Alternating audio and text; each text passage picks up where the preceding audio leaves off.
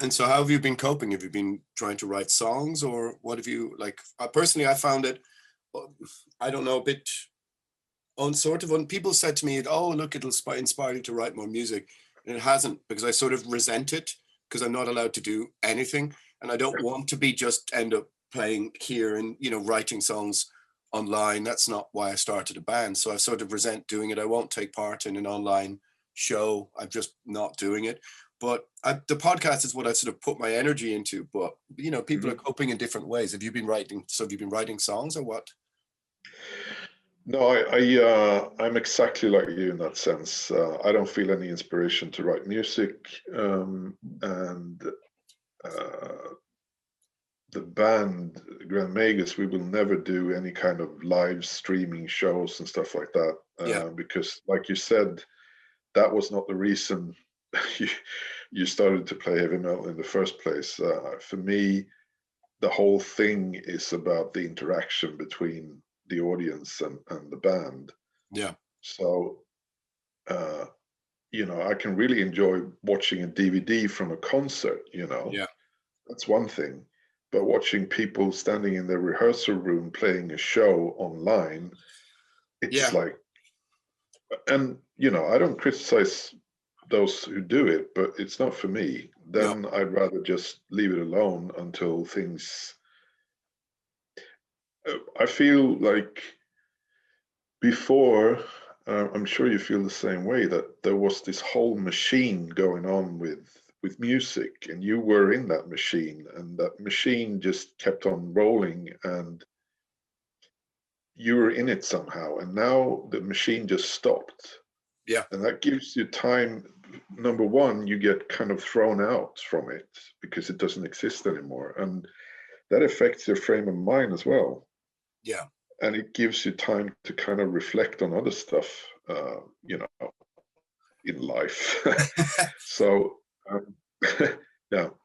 Yeah, it's very complicated. I mean, I've sort of gone through, some of my friends think I'm in some sort of state of mourning for this previous life that you had, because you were so involved in it, and you realize that your life was kind of extraordinary in a sense, you know, traveling and playing, and now it's very, very ordinary.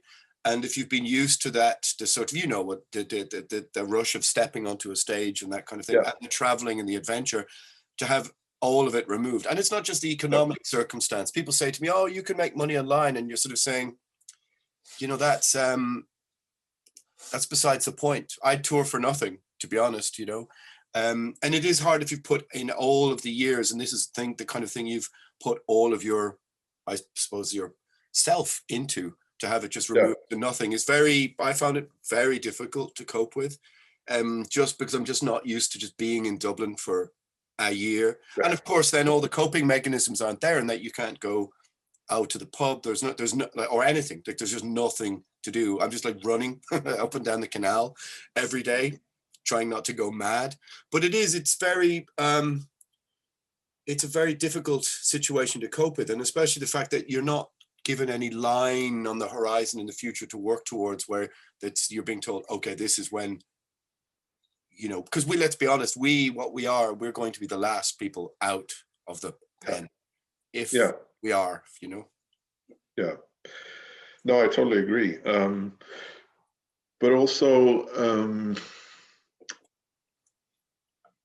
you've been doing this for longer than I have, but it's been 20 years of touring, recording, and for me, it's also been on my mind that it would be nice to just have a break, just take a break, because we do it like you guys do it out of passion. And it's, I think that's something that you need to be a bit careful with, so you don't end up just doing it without feeling it 100%, you know. And so for me, this break was kind of not that bad. Because it allowed me to get a break without it being my decision, if you know what I mean, to step away from something. So personally and luckily, I'm not like chomping at the bit for this to end. I just feel that I'm not gonna do it until it's something comparable to what it was before. Yeah, I agree. I mean, Kieran from Primordial, he has a similar attitude to you in that over the last few years, he talked about, I want a summer off, of course.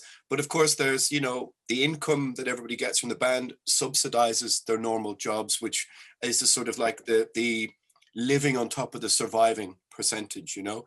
Yeah. For me, if we'd said, okay, we're all taking a year off, I would have packed my bag and fucked off to South America or something. Like, I can't just be stationary, and that's what kills me, is that I not only do I feel the rules of, for example, lockdown are I view them as an affront to civil liberty on some level. Of course there's a health crisis as well, but most people are not observing, I think, the, you know, the complications this is going to have for our surveillance society, civil liberty. So I worry about all of those other things because I guess I have the time to be driven insane by it. So I feel kind of like a yoke has been placed, a structure upon you that you can't really escape. And so I wouldn't have minded a break if it was on my own terms and I could go, okay, I'm unplugged, out from social media, gone. But now I'm just more in front of the screen than ever. And, you know, it's, we're all starting to look old and insane. And, you know, it's driving me like sort of, because I've been trying to explain this to people as well. You've no outlet for your power, your energy, your, that sort of emotional transaction, but also that's a sort of elements of maleness and stuff that nobody really wants to talk about anymore. Yeah, because we don't have sport, but the gyms aren't open. There's no outlet for your energy at all. So yeah, I understand kind of what you mean.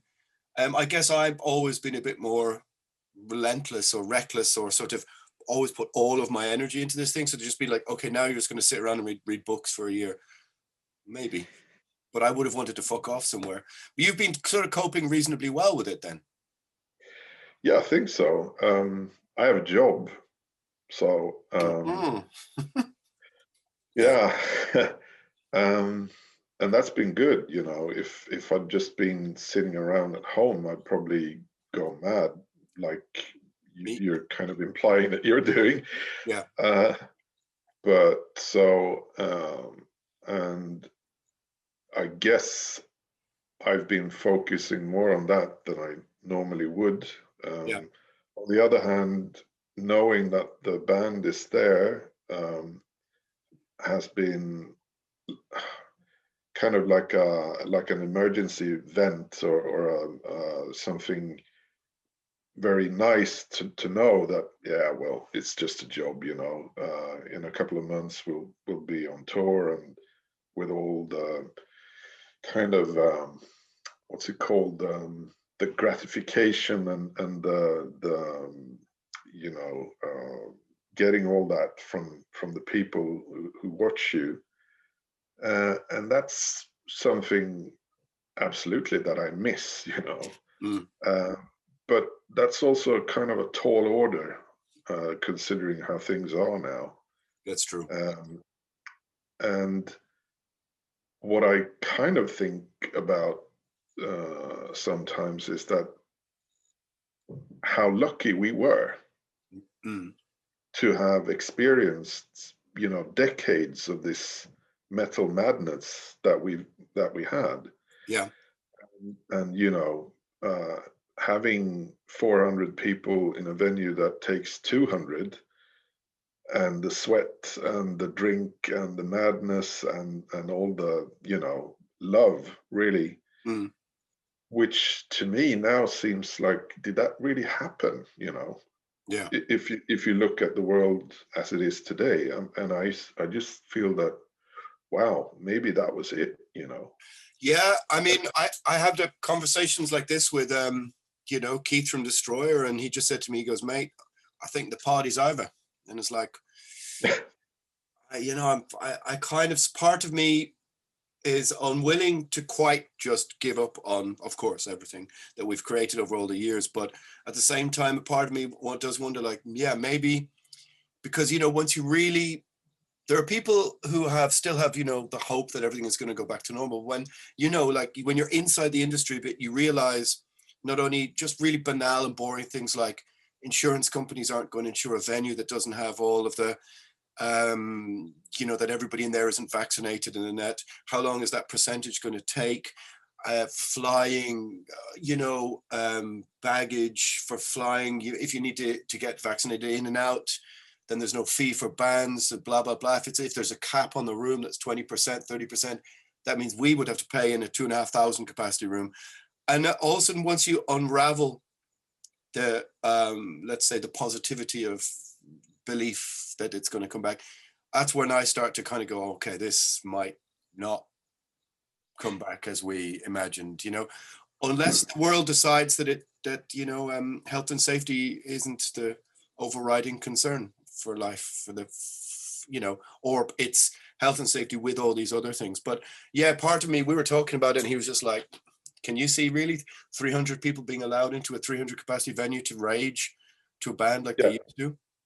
And unfortunately, the kind of music that we're involved in, that's exactly what it is. Yeah. So yeah, there's a part of me that just like you wonders, like, okay. But I feel kind of very much cut adrift then from all of the things that you were. So how do you redefine yourself in middle age once you've lived a sort of analog life? Because if the life is just being on a screen, I can't see any reason for making any more heavy metal. No, I kind of agree with you. Wow, this is a big topic, and obviously something that you've been thinking a lot about, and so have I.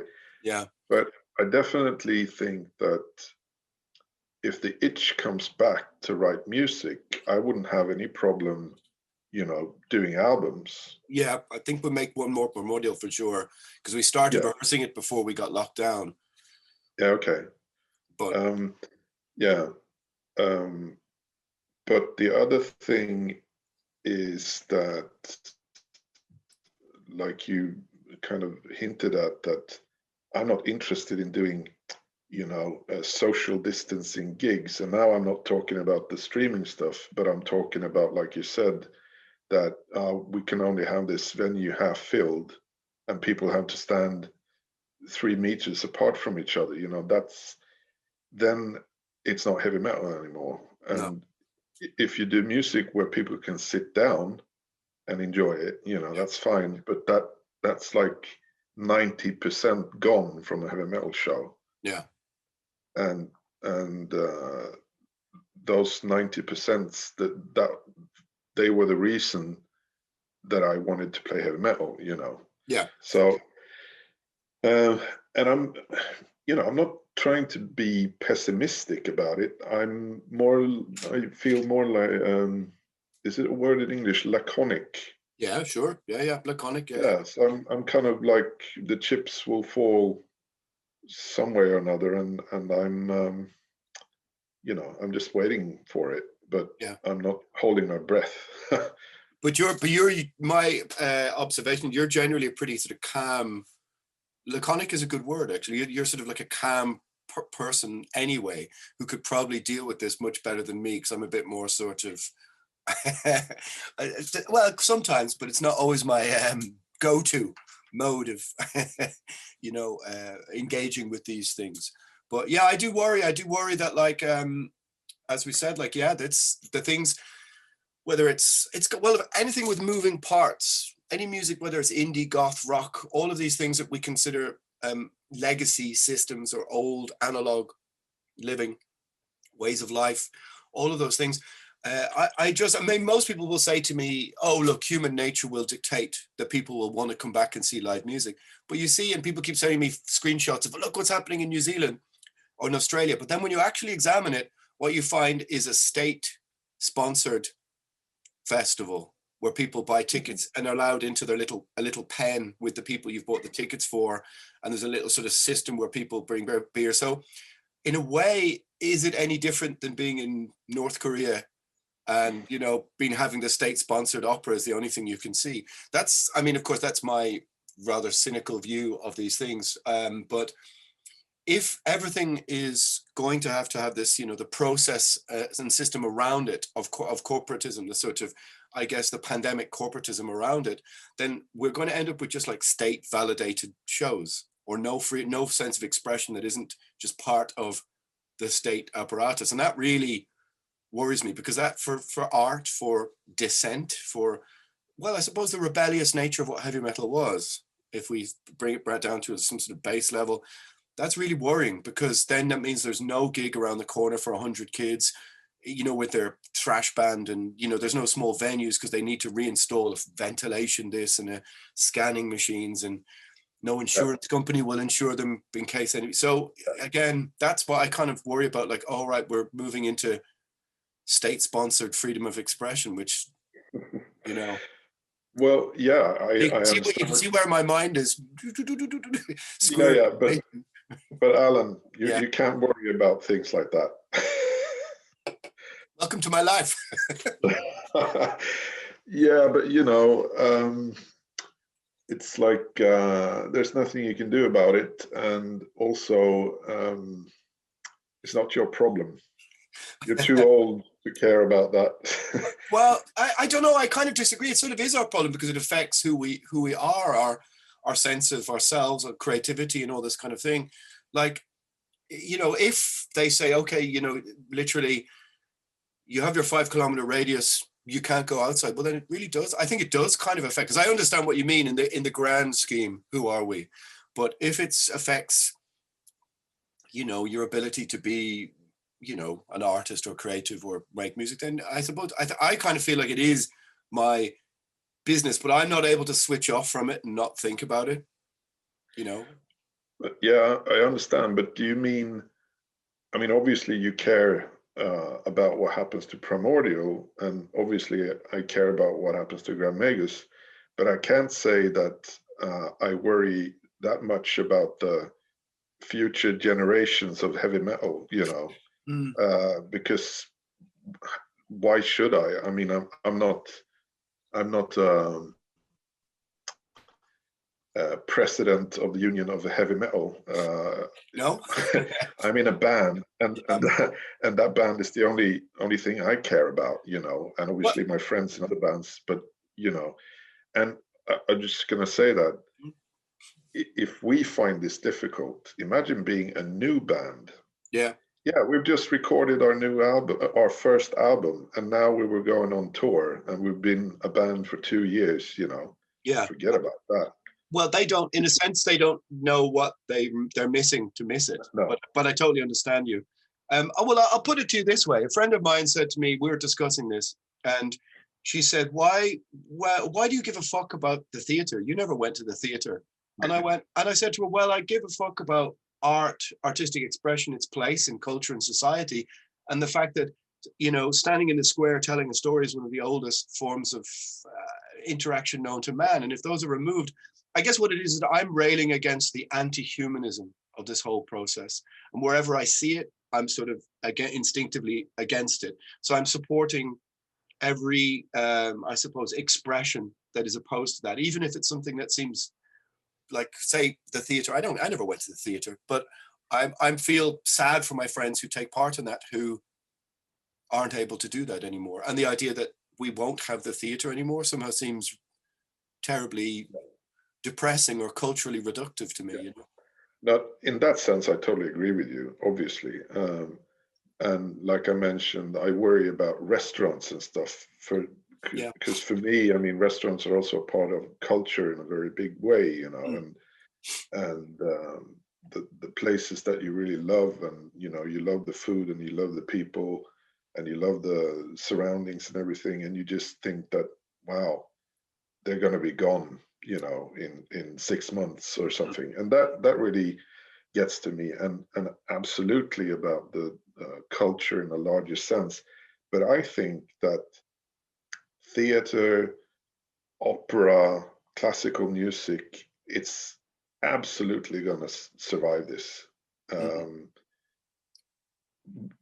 the other, but like you mentioned, the small dingy clubs that we started playing in with maybe half a toilet for 300 people, and the roof is nearly caving in, and all that we've experienced, that's going to be a problem, obviously.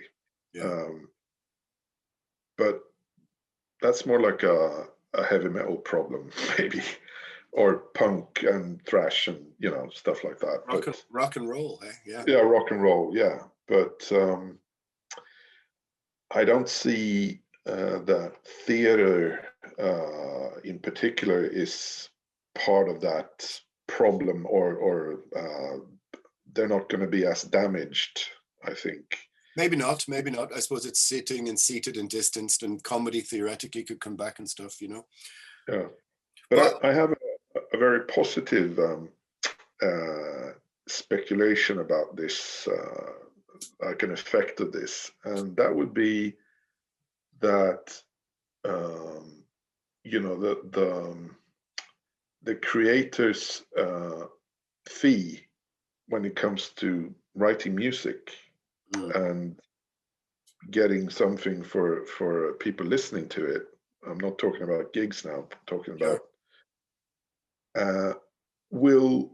I think there will be huge steps towards some kind of reasonable situation with that, which means that you could again have people surviving on just writing music, like Darkthrone and Bathory did. Why do you think that? Because otherwise the only thing that's gonna exist is amateur music. Yeah, and that's not enough, I think, for people. No, I mean, anecdotally, everyone I speak to who's working at the big labels and metal labels, they have often told me this has been their best year. The first month or two were difficult, and then when people recalibrated and went, oh, we're not going anywhere, orders online started going up. So paradoxically, as awful as musicians are doing, the labels are doing really, really well. Okay. That's a really strange situation, Okay. Well, what I meant is that what happened during our heyday, which might not be over yet, what happened was that record sales dropped, and the live thing became what you did. Yeah. And so all the circumstances around touring became so much better than when we started. There was so many more venues. Everything was, you got paid better. Everything was organized much better, and there were 500 bands on tour in every European country at any point in time. And obviously that's not happening now.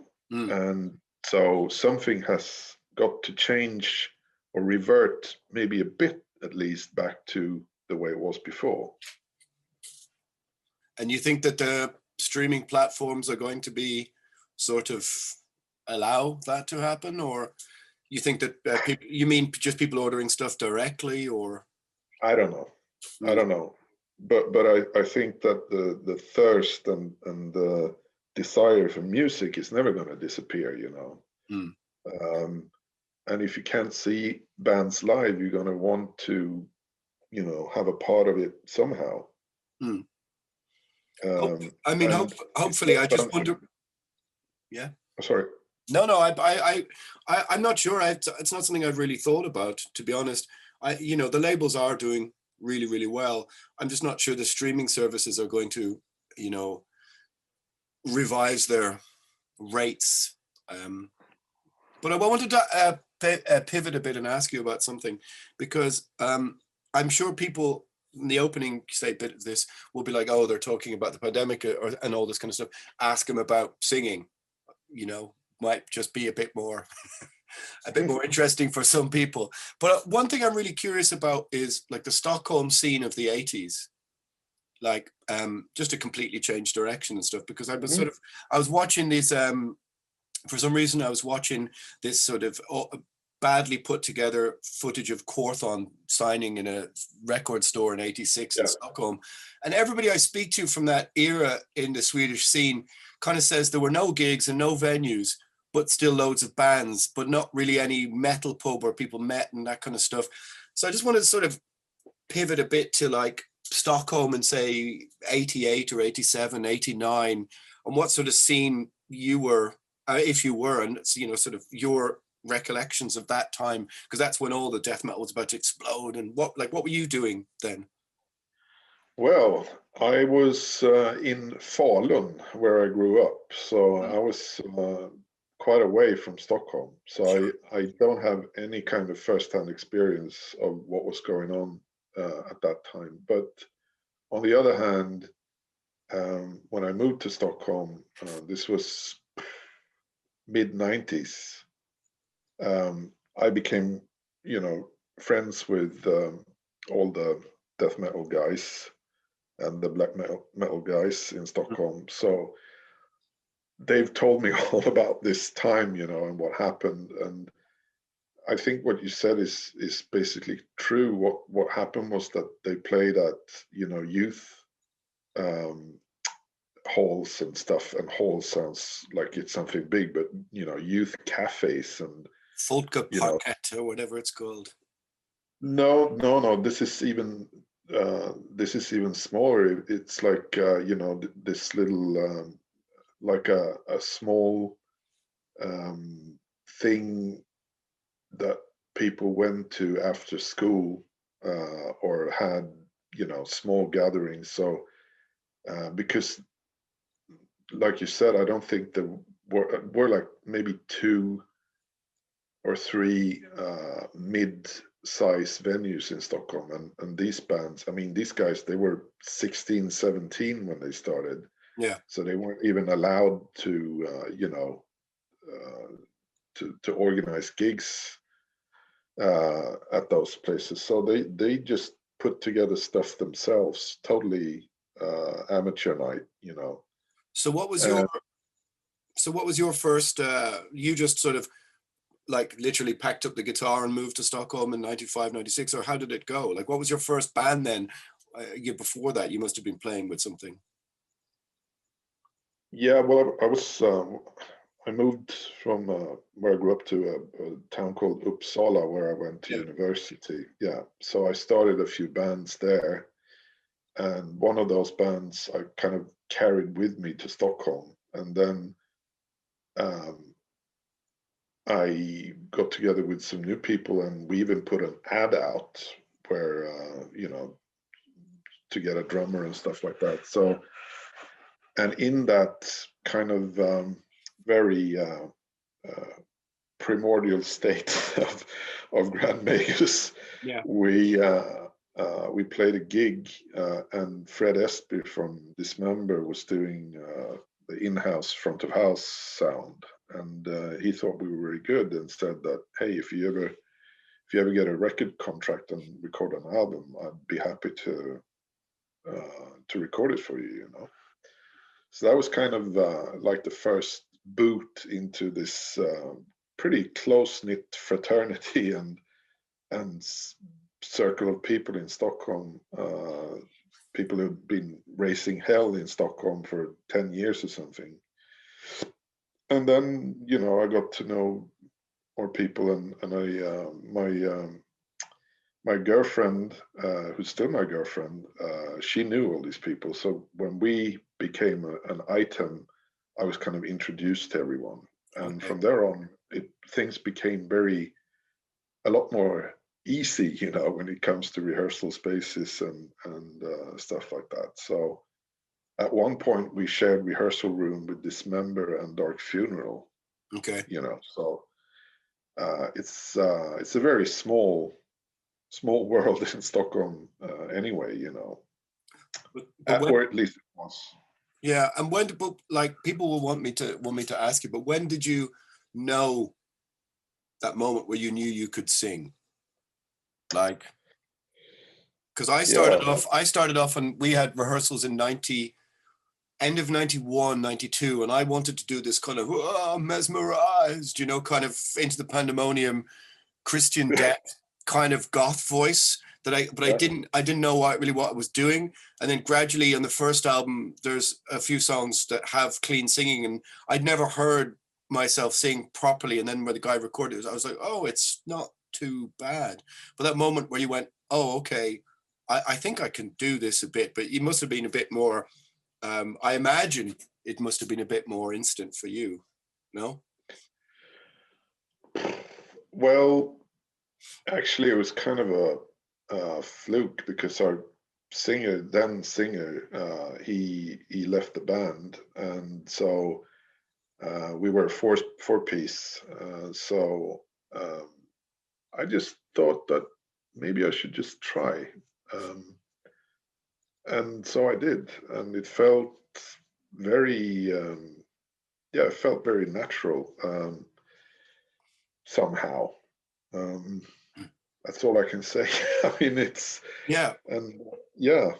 but it always seems to me like you have a really naturally effortless style at being able to be sort of calm and play the guitar and sing. And it always struck me because I'd watch and I go like, hey, it just seems so effortless, where very often I'm like fucking pushing stuff and jumping around and all sorts of stuff, and it just is the kind of calm way you did it struck me like, oh, this must have always been effortless, or a very easy thing for you to fall into and do, you know. That's my observation on the outside. Well, thank you. No, I mean, I think that it felt very natural. On the other hand, like the first gigs and stuff, I was very, like this. And then I felt that, hey, this doesn't work. You know, you just completely sever your vocal cords if you push too hard, you know. Yeah. On the other hand, I mean, you have like two different types of vocal approaches as well. I mean, you have the more screamy style, but you also have a more like singing type voice as well. And when you do that, do you push? I kind of find like I don't like, say, when I would watching you sing, you have a sort of natural sort of bottom end to your voice that I don't really have. Mine is a bit sort of middling, but that it's that, you know, like getting the grit into the singing voice. Is that like getting over the hump of doing that, which would destroy my voice when I started doing it like 2002, 2003. Then you kind of become used to it, and you learn to, you just kind of project it from here and make it be less of a head voice and more of a chest voice. And sort of you learn to just project it a lot better. And now that sort of, let's say the Blackie Lawless grit that you add into the singing initially was the hardest thing to do and to keep and maintain. And now I find it easier, you know, but that's not really something, you don't really put the as much into the voice, you know. I think that I find it's harder, but you're able to hold and go through notes once you figure out how to do it easier. Like the first thing that disappears with my voice on tour is that voice, that clean voice. I can still do and do it in notes, or I have to go down an octave and then go through it. But I tend to kind of sing quite loud and sort of force it from here, but it's gone from being here to here, which I think is maybe technically a better thing to do. I don't know. Where does yours come from? Well, I mean, I'm also quite loud, so I guess there's a lot of air being pushed around, which is not necessarily a good thing. I think that the real key to any kind of longevity, singing wise, is to be relaxed, even though it doesn't sound like you are. You mentioned Blackie Lawless. He's got this amazing, it's like a gravelly distortion without being, it's totally unique voice, really. But he's also got incredible stamina. He sounds like that today, and the guy is fucking old, you know. Sorry, Blackie. And I think he's just perfected, and he just had a natural technique to begin with that was very relaxed. And all the, like LG, for instance, in Entombed, also, I mean, the guy sounds like he's trying to fucking kill someone, but he's completely relaxed, he's just Jörgen Sandström, from Graven. Yeah, sure. I played football with him. Yeah, he's also got this fucking amazing, brutal voice that's just at the same time really relaxed. Johnny in Unleashed, same thing. Yeah. But those are death metal voices. Yeah. You have much more of I wouldn't say like a black metal voice, but it's sometimes, it's a lot more kind of aggressive, I would say. Aggressive in a different way, more like that was my intention, was to mix, but I always liked the style of, like, the kind of Slades and Phil Mogg and UFO, the phrasing, always to have the diction really good, and the hard and soft consonants, which I know, like, because one of the things I love about Grand Magus is the delivery and diction within the clear vocal is so, like, you don't need the lyric sheet, which I always tried to make very clear with Primordial as well. The pronunciation and the enunciation, because I still remember the sort of techniques, the vowel techniques before playing live that you were telling me about. But I kind of took a bit from 70s singers. I like the kind of getting the, when you're sort of recording and you're editing the words to fit the syncopation sometimes, and you're moving in vowels. And in my head, I'm like, Phil in it, Phil Mogg, especially UFO, Bad Company. That's kind of that voice, that, that natural 70s grit in the voice was something I wanted to put with my black metal kind of voice. I don't know if that makes sense. Yeah, totally. One big thing that you touched upon there is how you write your lyrics. Because people who don't sing and write lyrics, they tend to have a lot of words. Yeah. And words that don't really work. No. And for me, I'm really, really, what's the word? I'm really, really paying attention to the words with the music, and usually that's something that,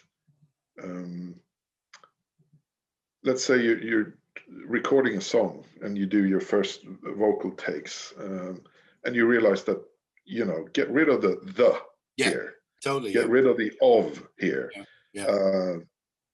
You can have a word like, liability. Maybe that's a perfect word. But, we have to rewrite the lyrics to be able to sing with power and projection, I totally agree. I sometimes I'm editing them like take to take, going, no, you can't do that, Exactly, yeah. Because you don't want the wrong consonants or the wrong emphasis on the wrong bit, Exactly, and that's very hard to know when you're sitting down at home writing lyrics. It's not until you kind of put them to the test that you realize that, there's 5 prepositions in here that just fuck this line up completely, Yeah. So get rid of it. And that's always the mastery behind, like, Dio or something, or Priest. Yeah. But especially Dio, to make it sound so simple. Yeah. I remember going to Hole in the Sky and to sing a few songs. In the end, we did Pentagram and Iron Maiden with these bunch of teenagers, very talented dudes. I just got up and sang with them, and they wanted to do Kill the King. And I was like, forget it. And it's only when you really analyze Kill the King, you hear the hard, soft consonant rolling with the rolling with the bass drum and the bass, la la la la la la, and you're like, Jesus Christ, it's so locked into the rhythm, regardless of the guitar. It's just mastery of, and also the lyrics themselves. I always thought there was a touch of the Dio about what you were doing, though. Well, it's interesting that you brought that up because number one, I totally agree with you.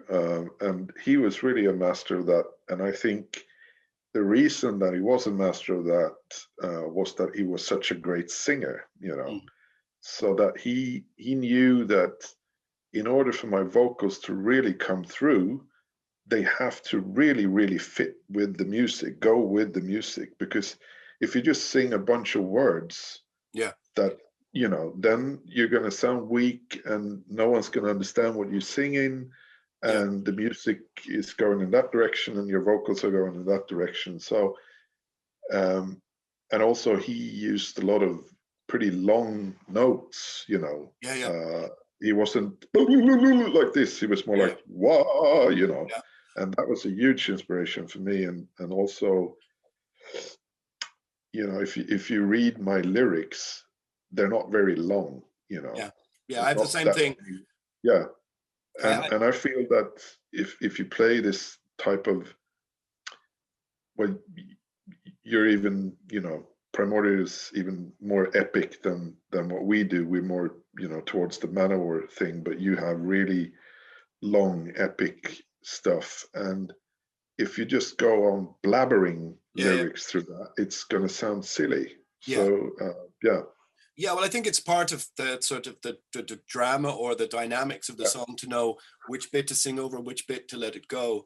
Especially if you've got an 8 or 9 minute long song, which is slowly unfolding. You don't want to go everything. Personally, I like sometimes being leaning into my own state of not wanting to always go with the natural rhythm, or to sing across the lines, like like landing on the note through the processes underneath, which I think maybe other singers would follow the duk, duk, duk, duk, duk. I like straining across and landing on the other side, almost like jumping over a river that you don't know you're going to land on the other bank, kind of thing.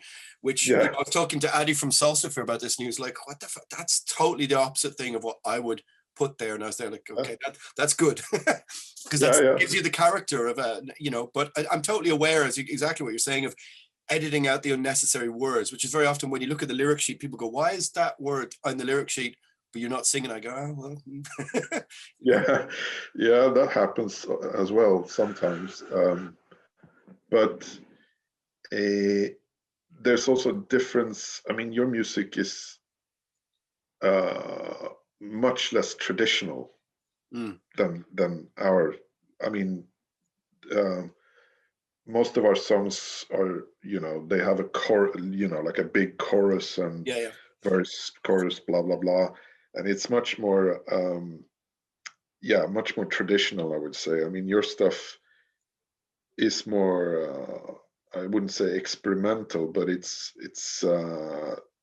less governed by form. I think you're right. Yeah, but when you're writing, like, are you sitting with the guitar and then you put the vocal melody afterwards, or are you going around thinking about, like, I often write lyrics on my phone randomly these days, and then I go back, or if I'm writing for Dread Sovereign, sometimes I put the riff around the lyric, but which is not very musical. But are you just messing around on the guitar at home, or how does it come out? Like, yeah, pretty much. Usually starts with that I'm out walking or doing whatever, and I think of a melody line.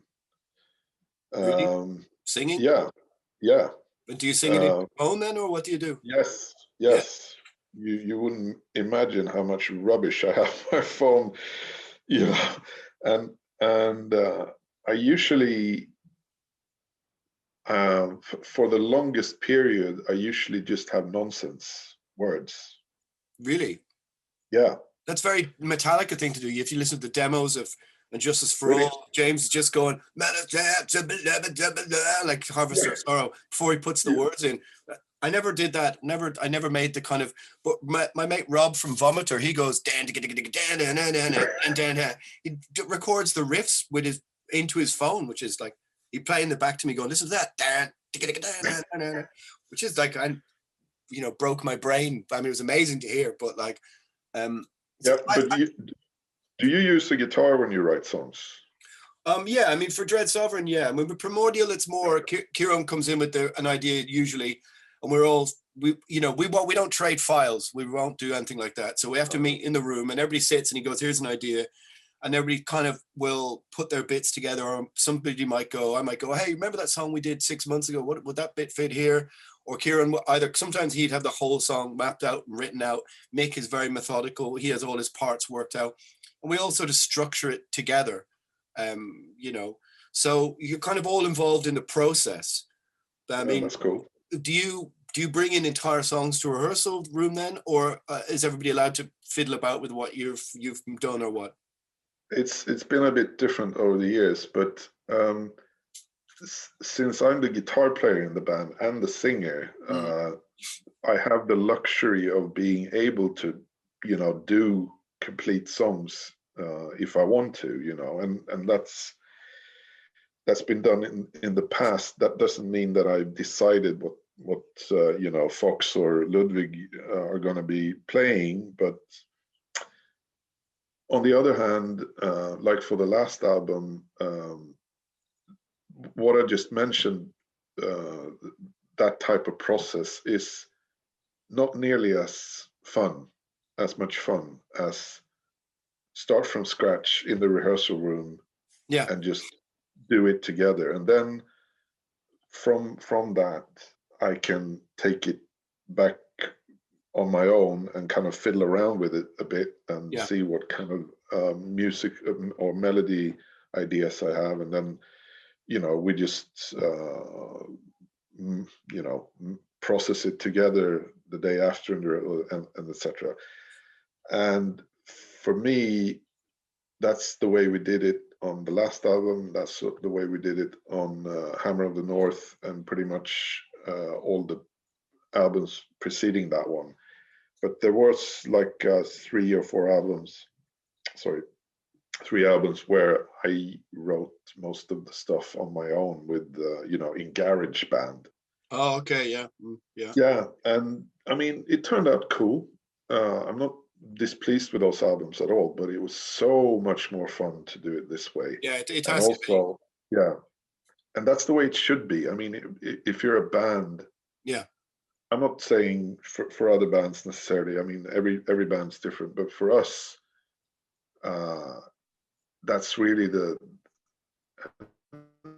and that's one of the most fun parts of being in a band as well, writing stuff together in the rehearsal room. I think it's the human process of it as well. Yeah, it's also just the interaction, I suppose, the camaraderie, the idea that it's one of the words that I've been using a lot to describe this last year is agency. And people sometimes are confused what I mean, but okay, so you take the thing that you create in the rehearsal room, right, which eventually will be on a record that a record label presses, that people work there, that's distributed, people bring it to maybe to shops, the merch table, people come to a show. So that one, I often think about this, the one riff that you write is the stone dropping in the pool that spreads the ripples out, which is agency, which eventually ends up with you standing on the stage singing 400 people in the room, and that transferal of humanity, energy, joy, whatever, may sound strange for me to say that being the cynical old goat that I am, but that's the lack of agency, because also there's no stone to drop in the water that doesn't ripple out. Whether it's, like sometimes I really enjoy, you arrive at a fest in the morning at the airport, and it's the same driver from the previous year, and I talk about football for the 2-hour journey to the festival because he's the same guy from last year, and we argue about all those little small bits of the puzzle. That may sound really banal, but I think are really sort of important to the stone dropping in the water. But it all comes from that first impulse, that first riff, that you make in the rehearsal room. I think about that a lot. Yeah, I think that's very astute and very much to the point.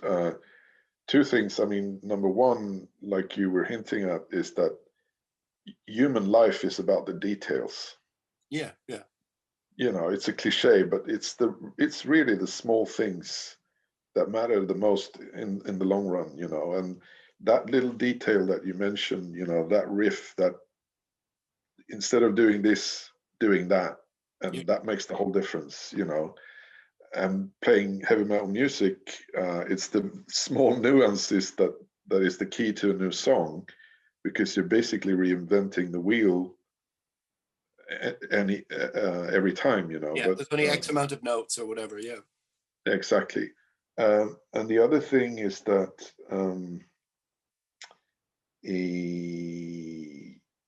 if you do everything yourself, you can never have that almost ecstatic feel when you're in the rehearsal room and you have a riff and you fiddle around with it, and then the drummer just does something Yeah.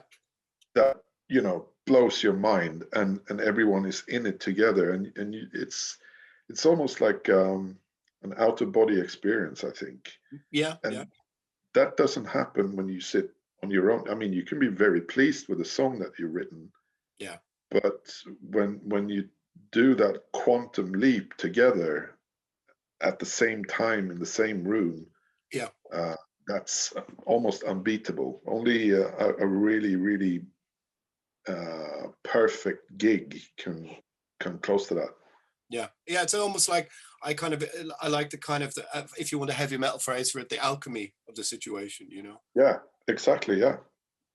But so how come you always resisted getting another guitar player then? I like the idea of a power trio, but do you ever feel a bit lost on a really big stage? No. Not lost is not the right word, but you know, like sometimes the huge expanse of the stage, like with Primordial, I get to, you know, I can, you know, do black metal Bruce Dickinson and run around and stuff.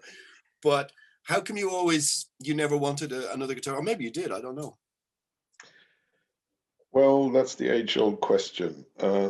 Well, I think for me, some of the biggest influences that I've had are Motorhead, Venom. Yeah. you know, Venom, and I just thought it was really cool that three people could make so much noise, you know. Yeah. Like I don't think it's lacking. I like it. I like those influences as well. But I was just wondered, what was your impetus for that, or did you get sick of people asking you about it? As I'm sure. I think that when you've done something for such a long time, you're kind of unwilling to change it because that's become the identity of the band.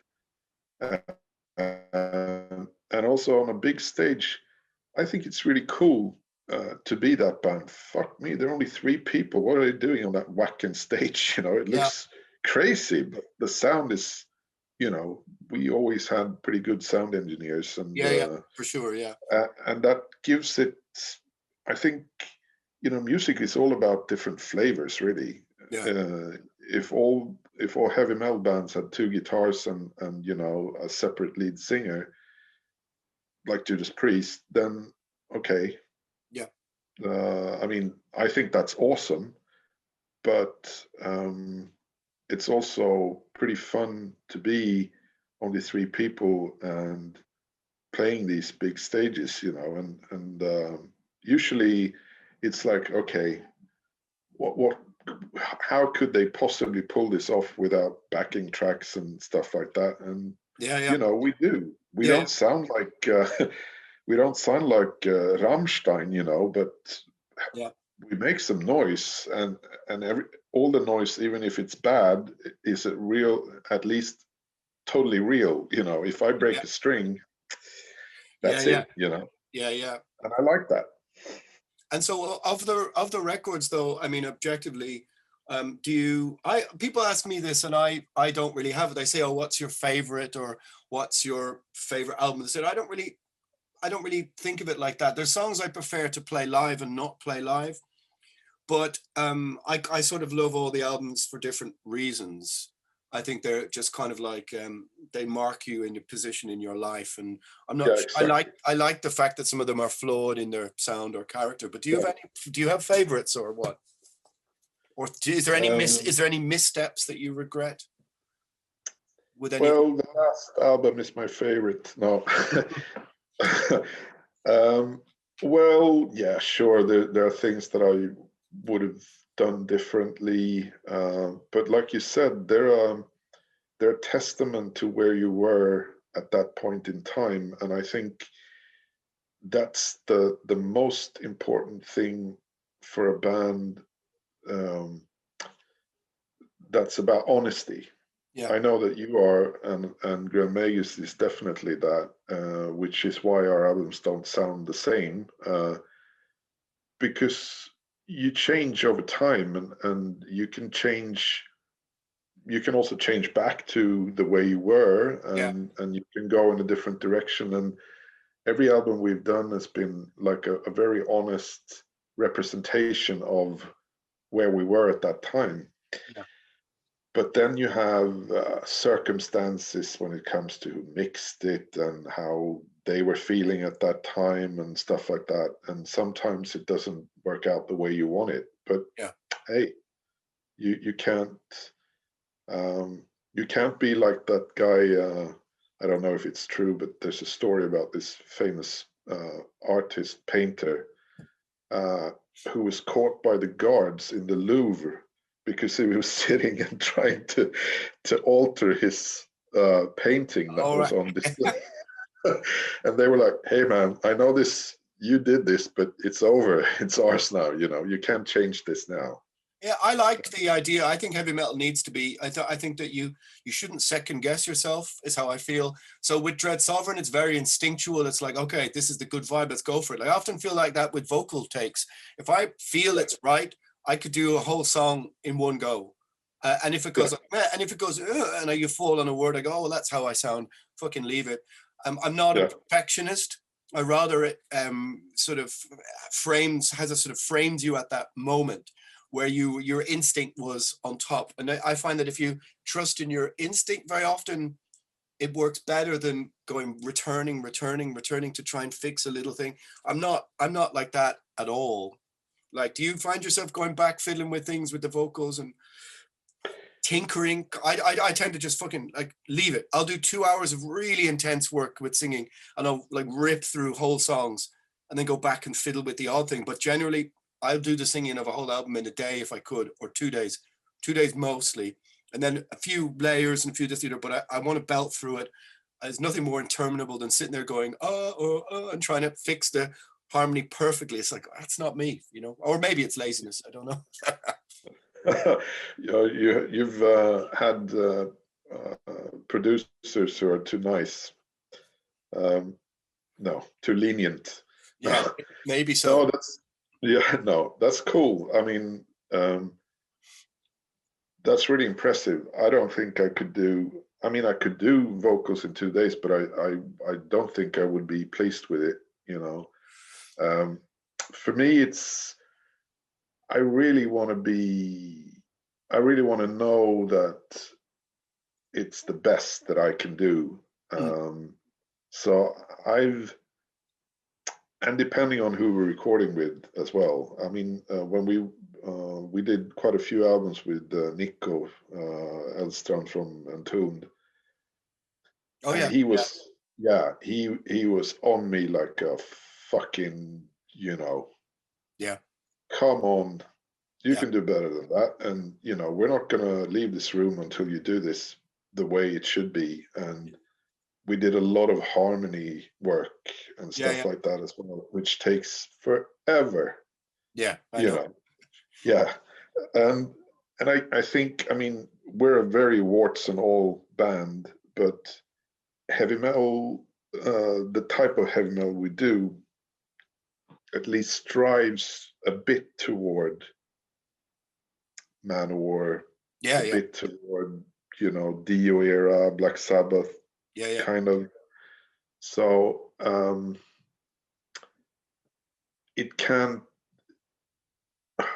it must be rough and ready in the right way.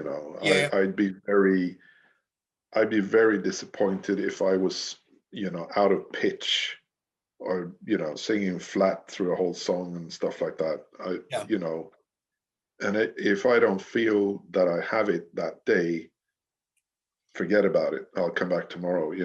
This is very important to me, is that like so say we've been in the studio for, I remember where Greater Men Has Fallen, And Yeah. we were living in the countryside, and being a city boy, I wasn't used to the noises of the countryside. And so we all had our own I couldn't sleep. So we all had our separate rooms.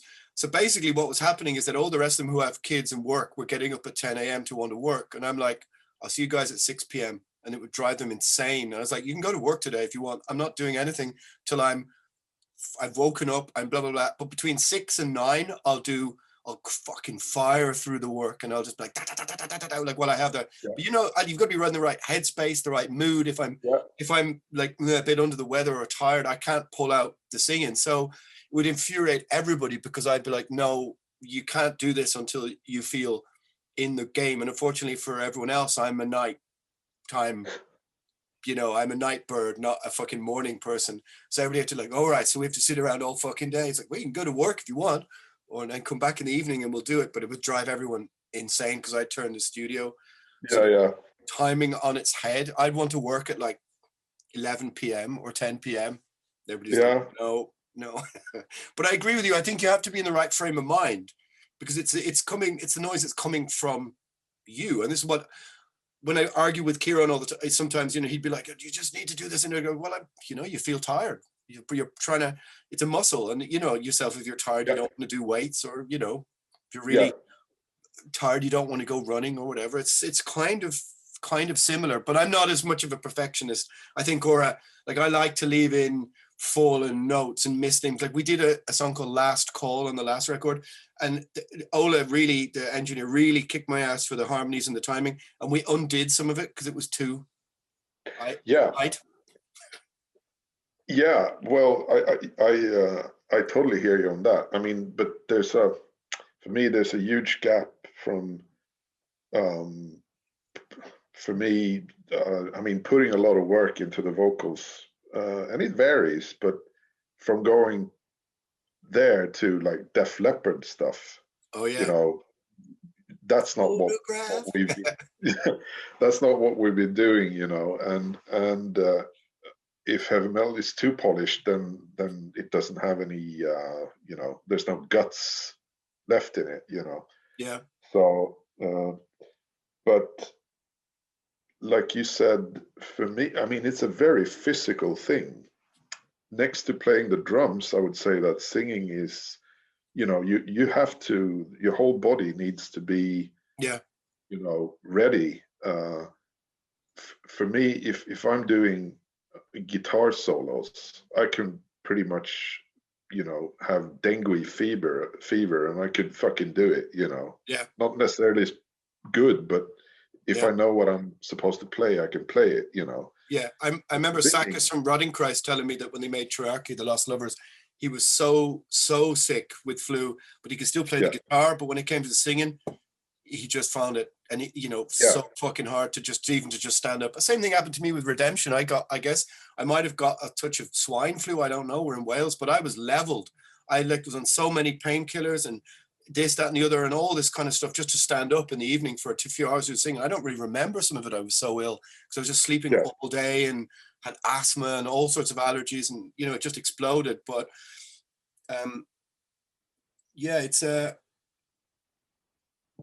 it is such a physical thing. Have you ever lost your voice completely on stage or anything like that? No, it never happened to me, luckily. Really? I mean, I've had rough nights, absolutely, and if you have a cold or something, it's absolutely a struggle. But I've never lost it. I know you have. It happened to me at Bloodstock in front of about 10,000 people, but it was so weird because I was kneeling at the front of the stage and I was like, Rah!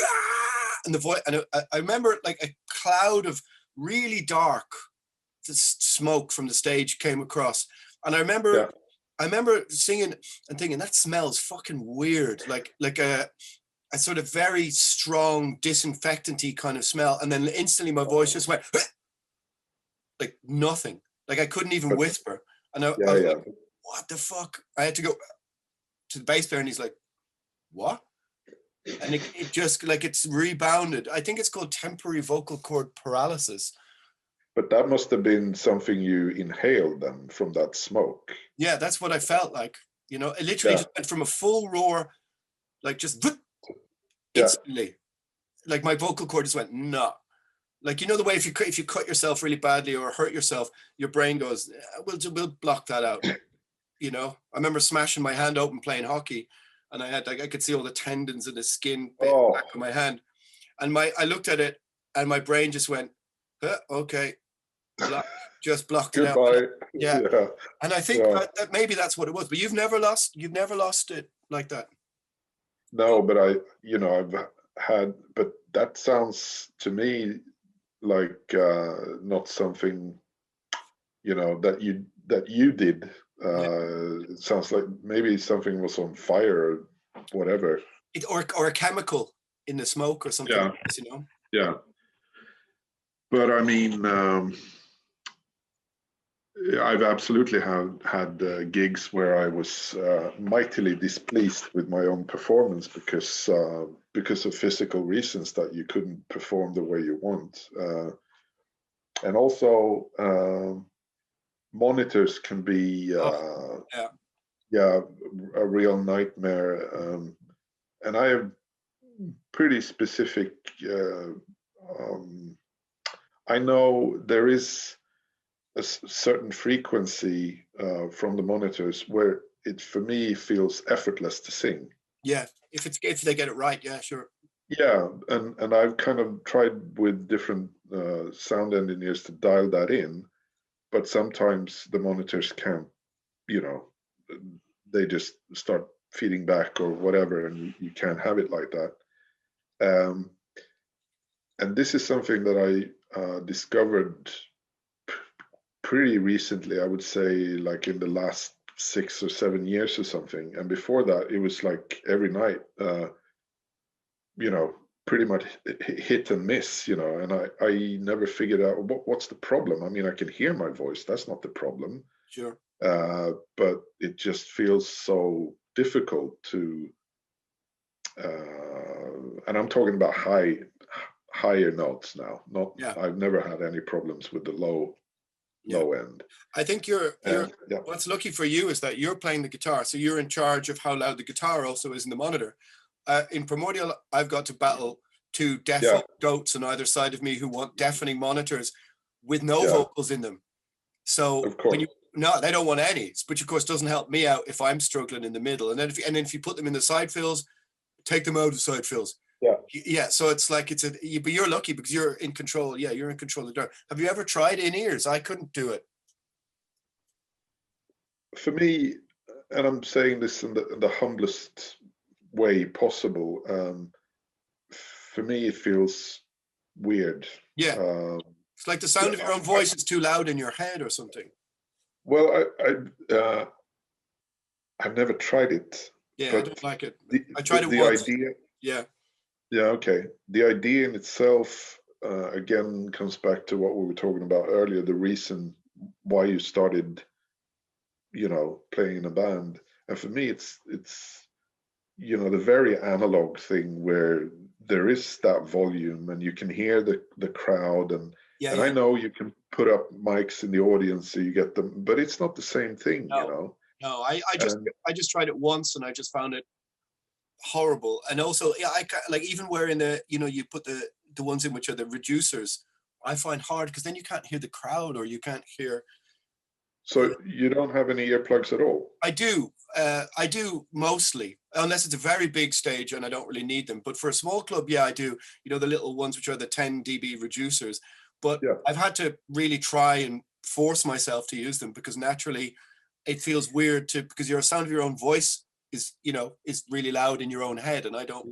That puts me off or something, Okay, I've always used earplugs because which I'm thankful for today. Yeah, in rehearsal always, but say in a big vacuum like stage, I don't use them because the sound is kind of diffuse. But in a small club of a few hundred, then I'll use them, But still, a part of me wants to take one ear out to hear the, Well, I mean, it's usually loud enough, I think, on stage anyway. But but in-ears is a completely different thing, where you, and it feels to me, I mean, earplugs is bad enough because it kind of isolates you a bit, Yeah. But to take that yet another level further, you know, that for me, it's almost like you were in a different room than what's going on. Even if it's, you can hear yourself perfectly and blah, blah, blah. But that's not the point. The point is not to hear yourself perfectly, you know. But you have an advantage, even though you have the guitars to have a fight more with and everything else, and that's that you can move around a lot more. So you can kind of, okay, here's a perfect position now when I'm going to do my power scream, you know, because I hear myself perfect over here. My mic is in one spot. Which means that if it fucks up there, I'm fucked, you know. I can't go anywhere else. And I'm not wearing a headset like Ted Nugent, you know. Sometimes I'll step out over the monitors to the front of the stage so you hear the PA. So you're in front of it. If I'm struggling on the stage, I'll go right out to the rim of the crowd. If I'm struggling with the monitors, and that's because you're like, oh, I can hear myself from the front of house almost, you know. That's great. That's great. That's a real great option to have. You could be like you could be like Raven and have a little Britney Spears headset, you know. Yeah, very sexy. Yeah, indeed. So what are you going to do? What are you going to do now for let's say the remainder of the year? Do you think you'll try and sort of pick up the guitar again and try and write new songs for a new one, or what's your feeling for the next 9 months or something? Good question. I don't think I'm not going to force myself to do anything because I don't see the point for me personally. I will start thinking about music when I'm good and ready. That's the way I feel about it now. And you must, like we do, we have a whole list of gigs this year which are slowly, I imagine, going to be cut, you know, cancelled. Do you have the same thing? No, we were on tour when the whole thing happened. I remember we didn't meet in Dublin, but we talked, texted. And it was so crazy because 2 days after the Dublin gig, we were in England somewhere, Sheffield, I think, and we got the news that Dublin shut down every pub, everything. And that was just 2 days after the gig, and then obviously it happened gradually in UK as well. So we had to cut half of the tour, mainland Europe.